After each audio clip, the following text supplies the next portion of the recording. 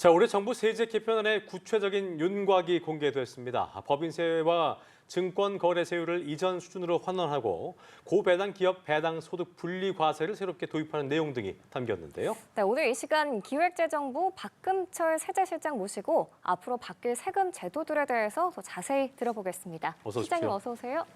안녕하세요. 네. 자, 정부의 세제 개편안 발표 전부터 가장 관심이었던 부분이라고 할 수 있겠죠. 법인세율에 대한 부분인데 일단 올리기로 했습니다. 얼마만큼 올리기로 한 겁니까? 네, 1%포인트를 올리기로 했는데요. 네네. 이 이유는 지난 3년간 경기 둔화나 감세 등의 영향으로 세입 기반이 많이 약화가 됐습니다.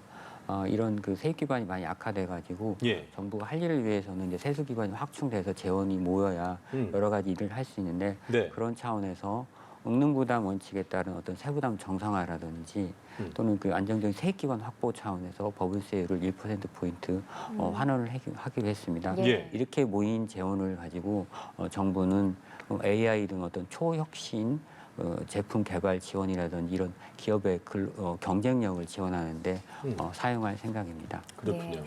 이어서 배당 소득 분리 과세를 도입하기로 했습니다. 결국 배당을 많이 하는 기업에 투자를 하면 일반 투자자가 내는 세금이 낮아지게 되는 건가요?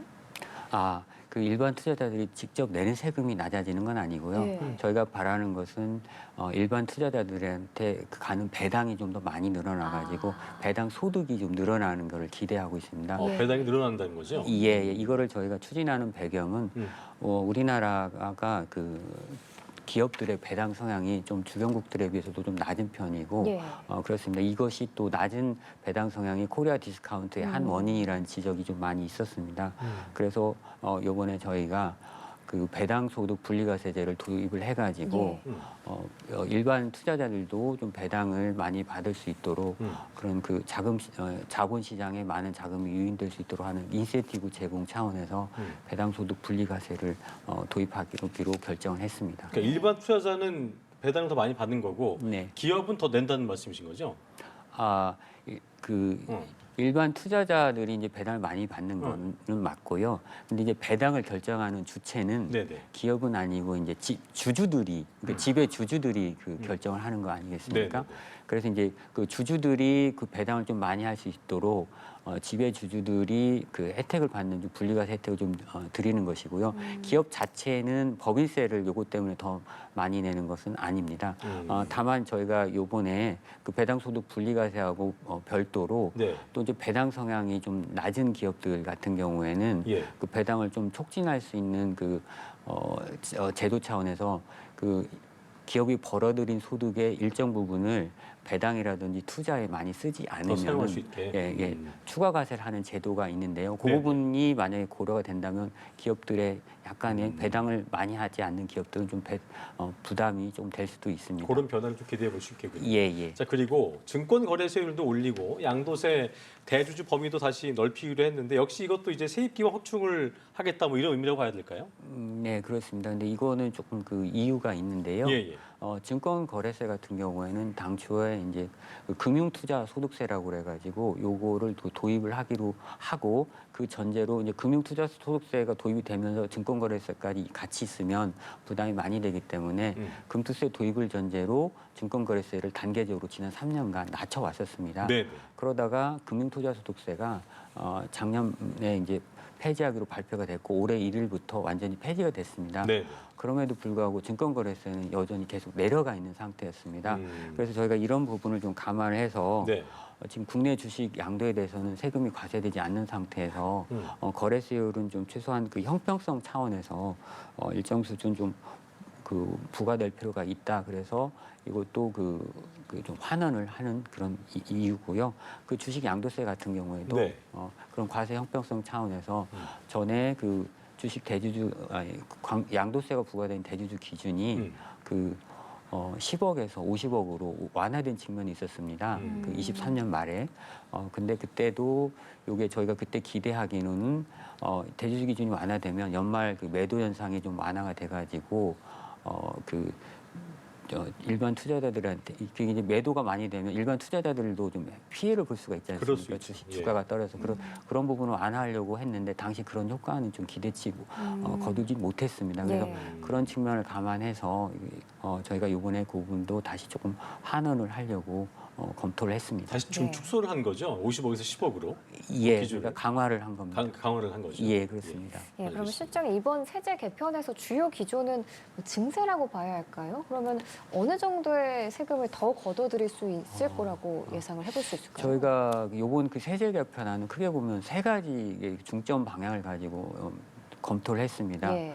아까 잠깐 말씀드렸지만 어떤 첨단 산업에 대한 그 지원, AI 쪽이라든지 어떤 자본시장 활성화 차원 또는 서민 중산층에 대한 어떤 그 민생 지원 이런 각 두 가지 방향이 있고요.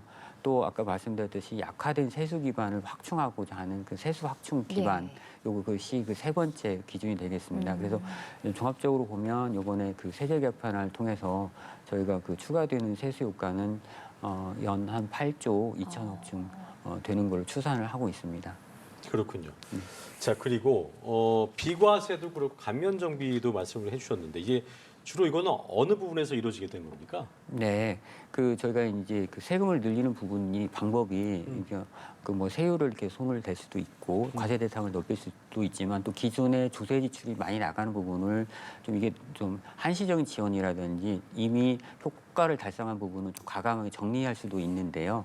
이번에 그래서 저희가 또 한 축으로 그 재원 조달을 위해서 세수 확충을 위해서 고민했던 부분이 네. 과감하게 비과세 감면 정비를 하자는 부분이었고요. 한시적 지원 부분, 그다음에 불효불급한 부분을 정리를 좀 하려고 저희가 많이 과감하게 그 검토를 했습니다. 그 네. 대표적인 예가 이제 네네. 외국인들이 우리나라에 와서 그 미용 성형을 받을 때 그거에 대해서 부가가치세를 환급을 해주고 있었습니다. 관광객 유치 차원에서. 원래는요? 예. 그런데 이게 지금 저희가 한 4년을 그 돌이켜 보니까 굉장히 그 한 4배 이상 늘어나가지고 저희 충분히 이제 제도의 그 목적은 달성했다 이렇게 보고 그럼 이제 이거는 어느 정도 그 이 환급 특례를 종료시켜도 될 것 같다 이런 판단을 해서 이게 대표적으로 이런 것들이 그 비과세 감면 정비 항목에 들어가 있습니다. 예. 그렇군요.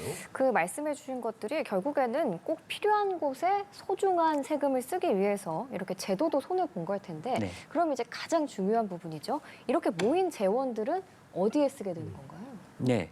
그러니까 또 잠깐 말씀드렸지만 저희가 이 세수 확충을 통해서 모인 재원은 제일 중요한 거는 결국은 이제 어떤 첨단 산업 성과가 날 수 있는 분야에 대한 투자를 통해서 경제를 좀 한 단계 성장을 시키고 이 성장을 통해서 다시 또 세수가 늘어난다면 이제 어떤 선순환 구조가 될 수 있을 것 같은데요.